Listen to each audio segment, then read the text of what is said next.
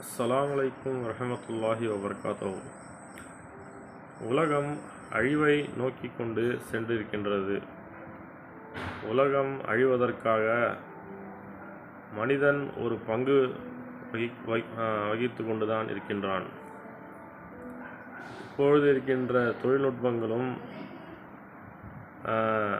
ரோட்டில் செல்கின்ற வாகனங்களின் புகைமூட்டங்களும் குளோபல் வார்மிங்கிற்கு வழிவகுக்கின்றது. எங்கு பார்த்தாலும் நிலநடுக்கம் உண்டாகின்றது. மழை பெய்து ஆங்காங்கே தண்ணீர் நிற்கின்றது.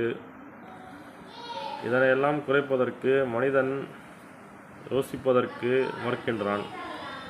மனிதன் இதனை யோசித்து பார்க்க வேண்டும்.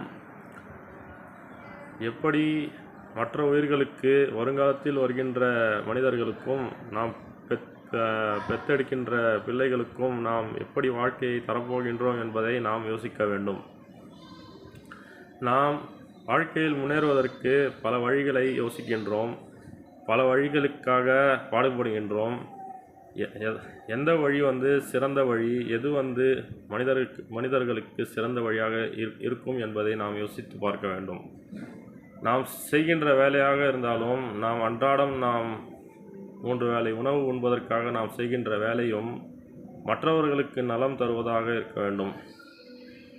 அப்படி சிறந்த ஒரு வேலையை நாம் தேர்ந்தெடுத்து அதற்காக நாம் பாடுபட்டோம் என்றால் மற்ற உயிர்களுக்கும் பாதிப்பு ஏற்படாது.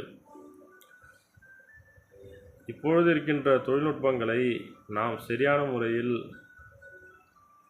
பயன்படுத்த வேண்டும். அது நாம் ஓட்டுகின்ற வாகனமாக இருந்தாலும் சரி, ஓட்டுகின்ற